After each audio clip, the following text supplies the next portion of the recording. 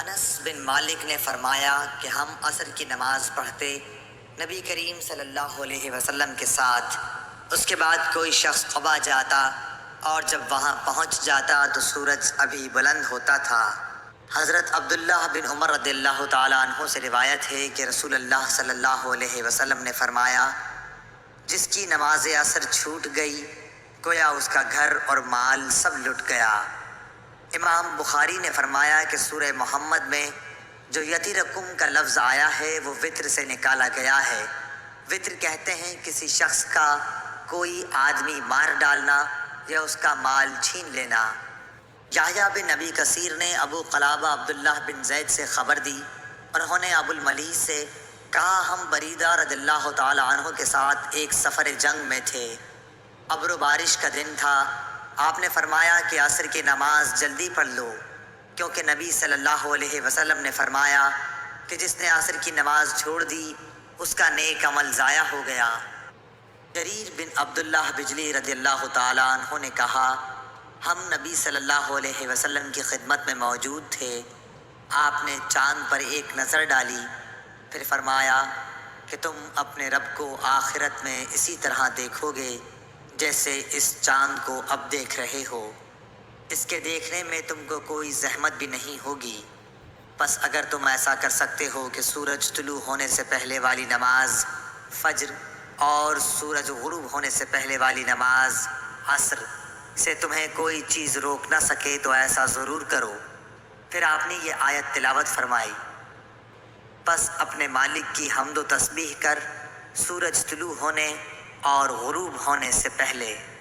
اسماعیل راوی حدیث نے کہا کہ عصر اور فجر کی نمازیں تم سے چھوٹنے نہ پائیں، ان کا ہمیشہ خاص طور پر دھیان رکھو۔ حضرت ابو ہریرہ رضی اللہ تعالیٰ عنہ سے روایت ہے کہ رسول کریم صلی اللہ علیہ وسلم نے فرمایا کہ رات اور دن میں فرشتوں کی ڈیوٹیاں بدلتی رہتی ہیں، اور فجر اور عصر کی نمازوں میں ڈیوٹی پر آنے والوں اور رخصت پانے والوں کا اجتماع ہوتا ہے۔ پھر تمہارے پاس رہنے والے فرشتے جب اوپر چڑھتے ہیں تو اللہ تعالیٰ پوچھتا ہے، حالانکہ وہ ان سے بہت زیادہ اپنے بندوں کے متعلق جانتا ہے، کہ میرے بندوں کو تم نے کس حال میں چھوڑا؟ وہ جواب دیتے ہیں کہ ہم نے جب انہیں چھوڑا تو وہ فجر کی نماز پڑھ رہے تھے، اور ان کے پاس گئے تب بھی وہ عصر کی نماز پڑھ رہے تھے۔ حضرت ابو ہریرہ رضی اللہ تعالیٰ عنہ سے روایت ہے کہ رسول اللہ صلی اللہ علیہ وسلم نے فرمایا کہ اگر عصر کی نماز کی ایک رکعت بھی کوئی شخص سورج غروب ہونے سے پہلے پا سکا تو پوری نماز پڑھے، اس کی نماز ادا ہوئی نہ قضا۔ اسی طرح اگر سورج طلوع ہونے سے پہلے فجر کی نماز کی ایک رکعت بھی پا سکے تو پوری نماز پڑھے۔ عبداللہ بن عمر رضی اللہ تعالیٰ عنہ سے روایت ہے، انہوں نے رسول کریم صلی اللہ علیہ وسلم سے سنا، آپ فرماتے تھے کہ تم سے پہلے کی امتوں کے مقابلے میں تمہاری زندگی صرف اتنی ہے جتنا عصر سے سورج ڈوبنے تک کا وقت ہوتا ہے۔ تو رات والوں کو تورات دی گئی تو انہوں نے اس پر صبح سے عمل کیا آدھے دن تک، پھر وہ عاجز آ گئے، کام پورا نہ کر سکے۔ ان لوگوں کو عمل کا بدلہ ایک ایک قرات بقول بعض دینار کا چوتھا سے چھٹا حصہ، اور بعض کے قول کے مطابق دینار کا 20واں حصہ دیا گیا۔ پھر انجیل والوں کو انجیل دی گئی، انہوں نے آدھے دن سے عصر تک اس پر عمل کیا اور وہ بھی عاجز آ گئے، ان کو بھی ایک ایک قرات ان کے عمل کا بدلہ دیا گیا۔ پھر عصر کے وقت ہم کو قرآن ملا، ہم نے اس پر سورج غروب ہونے تک عمل کیا اور کام پورا کر دیا، ہمیں 2 قرات ثواب ملا۔ اس پر ان دونوں کتاب والوں نے کہا، اے ہمارے پروردگار، انہیں تو آپ نے 2 قرات دیے اور ہمیں صرف ایک قرات، حالانکہ عمل ہم نے ان سے زیادہ کیا۔ اللہ عز و جل نے فرمایا، تو کیا میں نے اجر دینے میں تم پر کچھ ظلم کیا؟ انہوں نے عرض کی کہ نہیں۔ اللہ تعالیٰ نے فرمایا کہ پھر یہ زیادہ اجر دینا میرا فضل ہے، جسے چاہوں دے سکتا ہوں۔ ابو موسیٰ اشعری عبداللہ بن قیس رضی اللہ تعالیٰ عنہ سے روایت ہے، انہوں نے نبی کریم صلی اللہ علیہ وسلم سے کہ آپ نے فرمایا کہ مسلمانوں اور یہود و نصارہ کی مثال ایک ایسے شخص کی سی ہے کہ جس نے کچھ لوگوں سے مزدوری پر رات تک کام کرنے کے لیے کہا۔ انہوں نے آدھے دن کام کیا، پھر جواب دے دیا کہ ہمیں تمہاری اجرت کی ضرورت نہیں، یہ یہود تھے۔ پھر اس شخص نے دوسرے مزدور بلائے اور ان سے کہا کہ دن کا جو حصہ باقی بچ گیا ہے، یعنی آدھا دن، اسی کو پورا کر دو، شرط کے مطابق مزدوری تمہیں ملے گی۔ انہوں نے بھی کام شروع کیا، لیکن عصر تک وہ بھی جواب دے بیٹھے۔ یہ نصارہ تھے۔ پس اس تیسرے گروہ نے، جو اہل اسلام ہیں، پہلے دو گروہوں کے کام کی پوری مزدوری لے لی۔ رافع بن خدیج سے روایت ہے، آپ نے فرمایا کہ ہم مغرب کی نماز نبی کریم صلی اللہ علیہ وسلم کے ساتھ پڑھ کر جب واپس ہوتے اور تیر اندازی کرتے تو اتنا اجالا باقی رہتا تھا کہ ایک شخص اپنے تیر گرنے کی جگہ کو دیکھتا تھا۔ محمد بن عمرو بن حسن بن علی نے کہا کہ حجاج کا زمانہ آیا اور وہ نماز دیر کر کے پڑھایا کرتا تھا، اس لیے ہم نے حضرت جابر بن عبداللہ رضی اللہ تعالی عنہ سے اس کے بارے میں پوچھا تو انہوں نے فرمایا کہ نبی کریم صلی اللہ علیہ وسلم ظہر کی نماز ٹھیک دوپہر میں پڑھایا کرتے تھے، ابھی سورج صاف اور روشن ہوتا تو نماز عصر پڑھاتے، نماز مغرب وقت آتے ہی پڑھاتے، اور نماز عشاء کو کبھی جلدی پڑھاتے اور کبھی دیر سے۔ جب دیکھتے کہ لوگ جمع ہو گئے ہیں تو جلدی پڑھا دیتے، اور اگر لوگ جلدی جمع نہ ہوتے تو نماز میں دیر کرتے اور لوگوں کا انتظار کرتے۔ اور صبح کی نماز صحابہ رضی اللہ عنہم یا یہ کہا کہ نبی صلی اللہ علیہ وسلم اندھیرے میں پڑھتے تھے۔ سلمہ بن اکو رضی اللہ تعالیٰ عنہ سے روایت ہے، فرمایا کہ ہم نماز مغرب نبی صلی اللہ علیہ وسلم کے ساتھ اس وقت پڑھتے تھے جب سورج پردے میں چھپ جاتا۔ جابر بن زید ابن عباس رضی اللہ تعالیٰ عنہ کے واسطے سے بیان کرتے تھے، آپ نے فرمایا کہ نبی کریم صلی اللہ علیہ وسلم نے 7 رکعات مغرب اور عشاء کی ایک ساتھ اور 8 رکعات ظہر اور عصر کی نمازیں ایک ساتھ پڑھی۔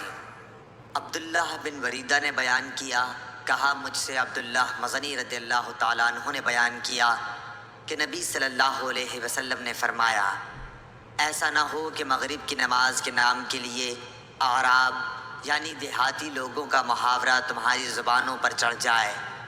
عبداللہ بن مغفل رضی اللہ تعالیٰ عنہ نے کہا، یا خود حضرت صلی اللہ علیہ وسلم نے فرمایا، بدوی مغرب کو عشاء کہتے تھے۔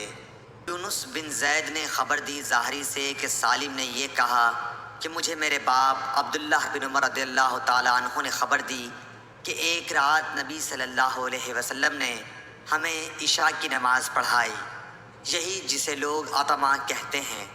پھر ہمیں خطاب کرتے ہوئے فرمایا کہ تم اس رات کو یاد رکھنا، آج جو لوگ زندہ ہیں 100 سال گزرنے تک روئے زمین پر ان میں سے کوئی بھی باقی نہیں رہے گا۔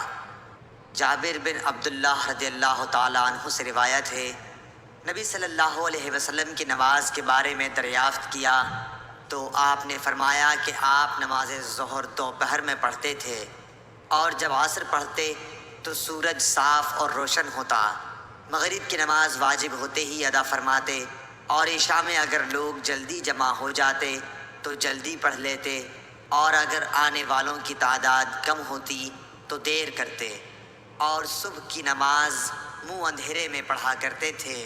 لیث بن سعد نے عقیل کے واسطے سے بیان کیا، انہوں نے ابن شہاب سے، انہوں نے عروہ سے کہ عائشہ رضی اللہ تعالی عنہا نے انہیں خبر دی کہ ایک رات رسول کریم صلی اللہ علیہ وسلم نے عشاء کی نماز دیر سے پڑھی۔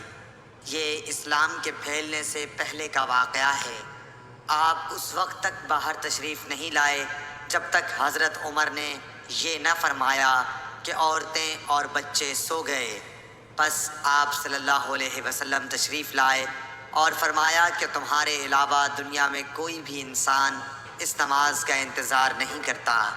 بردہ نے حضرت ابو موسیٰ اشعری رضی اللہ تعالیٰ عنہ سے روایت کیا ہے، آپ نے فرمایا کہ میں نے اپنے ان ساتھیوں کے ساتھ جو کشتی میں میرے ساتھ حبشہ سے آئے تھے بقیع بطحان میں قیام کیا۔